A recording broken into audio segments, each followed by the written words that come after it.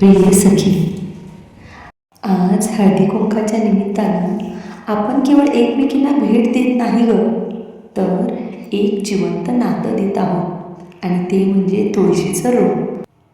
तुळस म्हणजे पवित्रता, आरोग्य आणि सकारात्मक ऊर्जा. जसं हे रोप रोज पाणी मागतं ना ग सखी, तसंच आपल्या नात्याला सुद्धा प्रेम, वेळ आणि काळजीची गरज लागते. आज प्रत्येक बहिणीच्या हातात दिलेलं तुळशीचं रोप म्हणजे घरात सुख समृद्धी आणि शांततेचं आमंत्रण आहे. ही तुळस वाढत जावी, फुलत जावी आणि तिच्यासोबत आपल्या आयुष्यातही आनंद असाच वाढत जावा. सखी, हे रोप जसं वाढेल ना गं, तसं तुमच्या आमच्या घरात सुख, समाधान आणि प्रेमही वाढत राहू.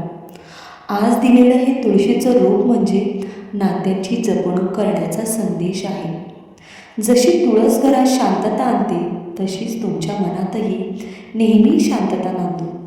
सखी, हळदी कुंकू हा केवळ सण नाही ग, तो आपल्याला एकमेकींशी जोडणारा संस्कार आहे. देवाकडे एकच मागणं आहे, तुझं आणि माझं नातं या तुळशीसारखंच फुलत राहू दे.